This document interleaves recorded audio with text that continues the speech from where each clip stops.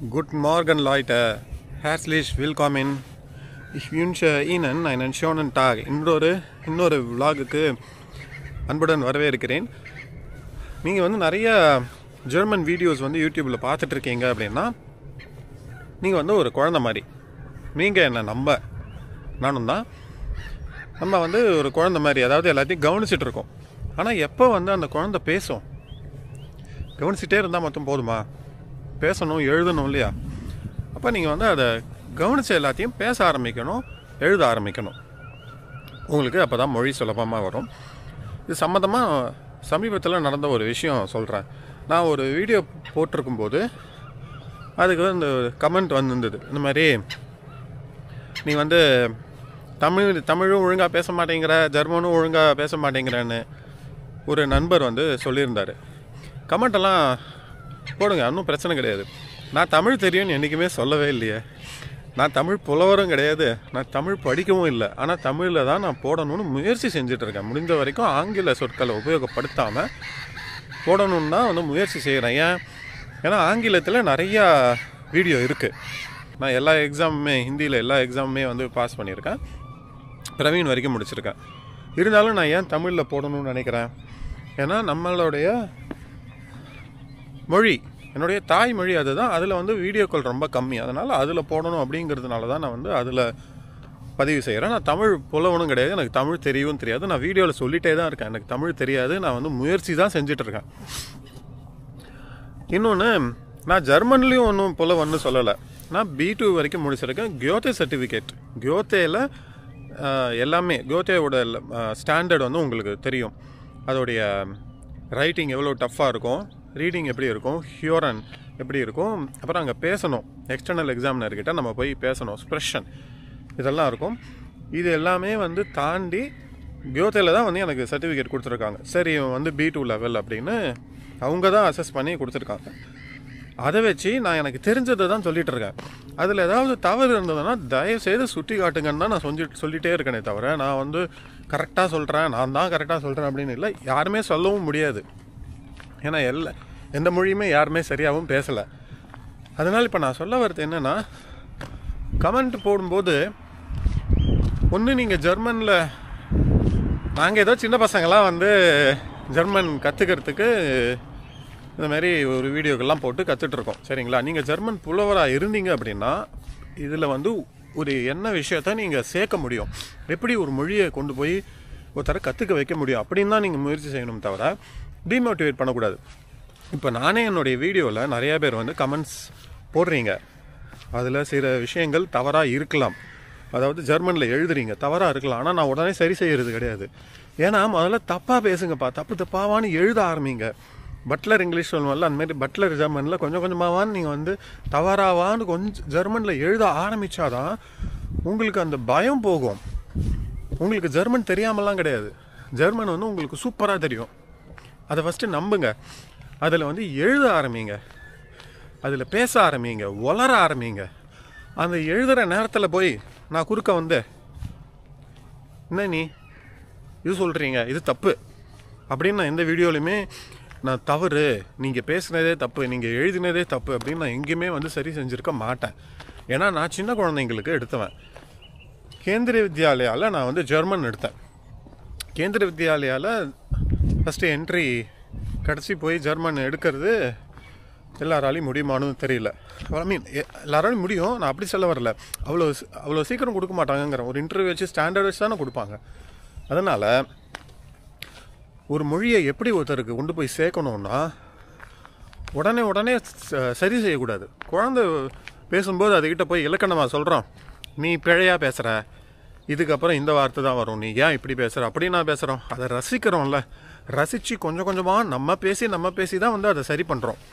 அப்போது நம்ம எல்லாருமே அதே குழந்தை மாதிரி தான். கொஞ்சம் கொஞ்சமாக தான் நம்ம வந்து இது பண்ணணும், கற்றுக்கணும்.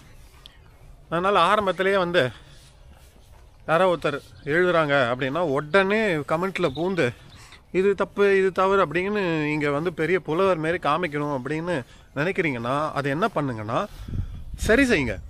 தம்பி, இந்த இடத்துல இப்படி வராது, இந்த இடத்துல இப்படி வரும், இதுதான் சரியானது, இது வந்து ஒரு இன்ட்ரெஸ்டிங்கான விஷயம், அப்படின்னு எங்களுக்கு தெரியாத விஷயங்களை வந்து நீங்கள் கொண்டு வந்து சேர்க்கணும். எங்களுக்கு தெரிஞ்ச விஷயங்களே திருப்பி சொல்லி தப்பு தப்பு அப்படின்னு சொல்கிறது வந்து ஒரு பெரிய விஷயம் கிடையாது. அது வந்து யார் வேணாலும் சொல்லிடலாம் தப்புன்னு. அதை எப்படி புரிய வைக்கணும் அப்படிங்கிறது தான் விஷயம். சரி, இது வந்து நான் சொல்ல வந்தேன். சமீபத்தில் நடந்தது. ஒரு நண்பர் கமெண்ட்டில் சொல்லியிருந்தார். அவர்கிட்ட சொல்லி பார்த்தேன். திரும்பி சொல்லியும் திரும்பி அவர் வந்து இதே தான் சொல்ல வந்தார். நான் திரும்பவும் சொல்கிறேன், நான் வந்து ஜெர்மன் புலவன் கிடையாது, தமிழ் புலவனும் கிடையாது. நான் தமிழில் சொல்லி கொடுக்கணும் அப்படின்னு தான் நான் நினச்சி தான் வீடியோ போடுறேன். சூப்பராக இருக்குது இந்த இடம். தமிழில் சொல்லி கொடுக்கணும் நம்ம தமிழ் ஆடியன்ஸுக்கு அப்படிங்கிறதுக்கு தான் நான் வந்து வீடியோ பதிவு செஞ்சிட்ருக்கேனே தவிர நான் எங்கேயும் சப்ஸ்கிரைப்லாம் பண்ண சொல்லலை, உங்களை ஷேரும் பண்ண சொல்லலை, உங்களை லைக்கும் பண்ண சொல்லலை. என் வீடியோ எதுலையாவது நான் லைக் பண்ண சொல்லியிருக்கேண்ணா? லைக் பண்ணுங்கள், ஷேர் பண்ணுங்கள், எல்லாருக்கும் சொல்லுங்கள், பாருங்கள், என் வீடியோ வந்து பாருங்கள் நான் சொல்லவே இல்லை. உங்களை ஆடியோ தான் கவனிக்க சொல்கிறேன், என் வீடியோ பார்க்க சொல்கிறேன்னா. நான் வீடியோ போடுறது என்னுடைய பேஷன், எனக்கு பிடிச்சிருக்கு. அதை நீங்கள் பார்க்கணுன்னு அவசியம் கிடையாது. இது வந்து பிடிச்சவங்க என்னுடைய வே ஆஃப் ஸ்பீக்கிங், அதாவது நான் பேசும் விதம் பிடிச்சவங்க, இல்லை ஏதோ ஒரு இதில் சின்ன விஷயம் நல்லா இருக்குது, உங்களுக்கு புரிஞ்ச மாதிரி, உங்களுக்கு புரிகிற மாதிரி நான் சொல்லலாம் இல்லையா? ஏன்னா எனக்கு புரிகிற மாதிரி அவ்வளோ சீக்கிரத்தில் சொல்ல முடியாது. நான் வந்து அது எங்கே இவ்வளோ வருஷத்தில் கற்றுக்கிட்டது. அது ஒரு பெரிய ட்ராபேக் கூட. ஒரு சில விஷயங்கள்லாம் மீதி எல்லாருக்கும் ரொம்ப சுலபமாக புரிஞ்சிடும். ஆனால் எனக்கு வந்து அவ்வளோ சீக்கிரத்தில் புரியாது. அந்த மாதிரி நான் வந்து பல பேருக்கு புரிகிற மாரி சொல்லித்தரேன். நான் சொல்கிறது பல பேருக்கு புரியுது அப்படிங்கிறது எனக்கு ஓரளவு நம்பிக்கை வந்துடுச்சு. ஏன்னா நிறையா கமெண்ட்ஸ் பார்க்குறேன்ல, எனக்கு இது கஷ்டமாக இருந்தது, நீங்கள் சொன்னது ரொம்ப புரிஞ்சுது, ஈஸியாக இருந்தது அப்படின்னு நிறையா கமெண்ட் சொல்லும்போது ஒருத்தருக்கு புரிய வச்சிட்டாலே போதும். நம்ம வந்து ஜெயிச்சிட்டா மாறா அப்படிங்கிற மாதிரி நம்ம வந்து ஜெயிச்சிடுவோம். அதனால் என்ன சொல்ல வரேன், திரும்பி இந்த பக்கம் அப்படியே நடந்து போகணும். நான் போய் பஸ் ஏறணும். சரி, நீங்கள் வந்து எங்கே ஆரம்பித்தா, நீங்கள் வீடியோ பார்க்குறீங்க அப்படின்னா தயவுசெய்து நிறையா எழுதுங்க, நிறையா பேசுங்க, நிறைய கவனிங்க. வீடியோ பார்த்துட்ருக்கீங்க, ஒரு பெரிய விஷயம். அதுவே முதல் ஸ்டெப்பு. யூடியூப்பில் கண்ட குப்பைகள்லாம் இருக்கிற இந்த காலத்தில் நீங்கள் வந்து உங்களுடைய திறமையை வளர்க்கணும் அப்படிங்கிறதுக்காக நீங்கள் ஒரு மொழியை படித்து அது ஜெர்மன் மொழியாக இருந்து படிக்கணும்னு நீங்கள் நேரத்தை வந்து செலவு செய்கிறது முதல்ல பெரிய விஷயம். Hats off. நிறைய குருவிகள்லாம் இருக்குது, குட்டியாக குருவிகள்லாம் இருக்குது, அழகாக இருக்குது. அதனால் எதுக்கு சொல்ல வந்தேன், எதுக்கு இந்த டாபிக் கொண்டு வந்தேன் அப்படின்னா, நீங்கள் எழுதும்போது முதல் தடவை நீங்கள் ஒரு முயற்சி செய்யும்போது பலர் வந்து உங்களை தடுக்க தான் செய்வாங்க. பலர் வந்து ஏன்னா இது இப்படி பண்ணிகிட்ருக்க, நீ வந்து தப்பாக பேசுகிற, இது சரியில்லை அப்படிங்கிற மாதிரி சொல்ல தான் செய்வாங்க. அது வந்து ஒரு சில நமக்கே வந்து ஒரு கூச்சத்தை கொண்டு வந்துடும். என்னடா நம்ம வந்து தப்பாக பேசுகிறோமோ, நம்ம பண்ணுறது சரியில்லையோ அப்படிங்கிற மாதிரி தோண ஆரம்பிக்கும். ஆனால் குழந்தையாக மாறணும். இதுதான் முன்னாடிலேருந்து திரும்பி சொல்கிறது. எனக்குள்ள ஒரு கூச்சம் என்ன தெரியுமா, பப்ளிக்கில் இந்த மாதிரி பேசுகிறது. யாராவது வந்தாங்க அப்படின்னா நமக்கு டபக்குன்னு வார்த்தைகள்லாம் வராமல் நெருங்க ஆரம்பிச்சிடும். கற்றுக்கிறேன், நானும் கற்றுக்க தான் செய்கிறேன். உலகத்தை யோசித்து பார்த்தீங்கன்னு வச்சுக்கோங்க, ஃபைனலி பார்த்துக்கலாம் அப்படிங்கிற மாதிரி தான் தோணும்.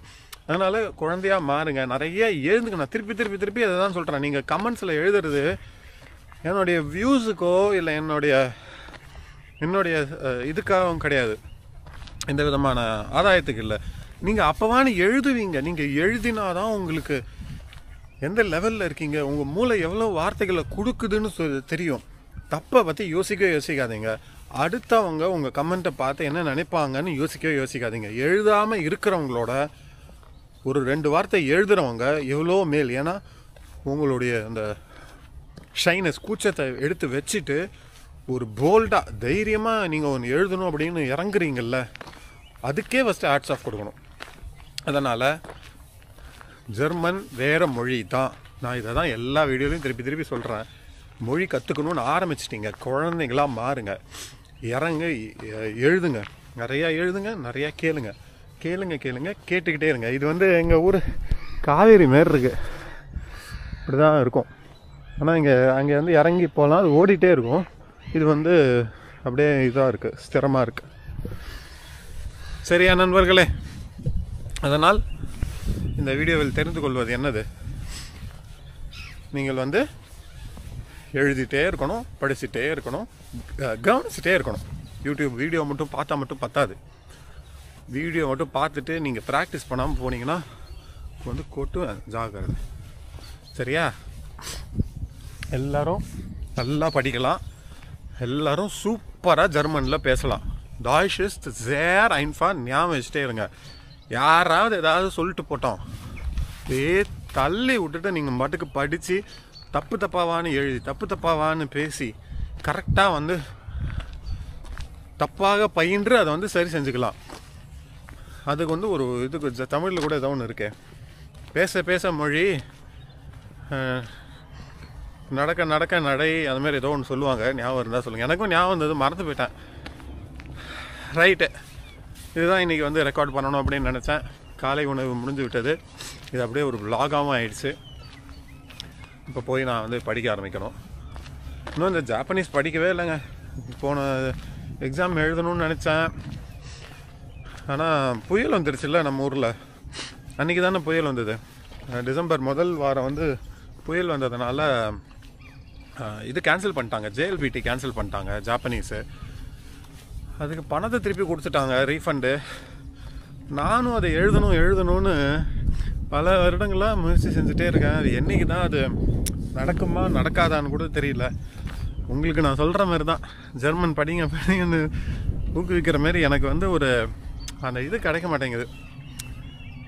நான் முதல் தடவை படிக்கும்போதே ஒரு சில டிமோட்டிவேஷன் வந்துருச்சு. சில டீச்சர்ஸ்கிட்டேருந்து எதுக்கு இதை படிக்கிற அப்படிங்கிற மாதிரி சில டிமோட்டிவேஷன் வந்து மூளை வந்து அதில் போய் உக்காந்துருச்சு.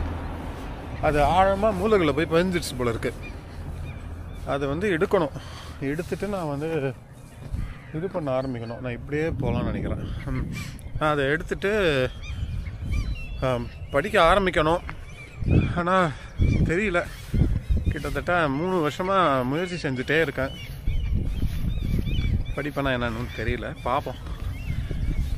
ரைட், டாய்ஷ் இஸ் சேர் ஐன்ஃபா படிங்க.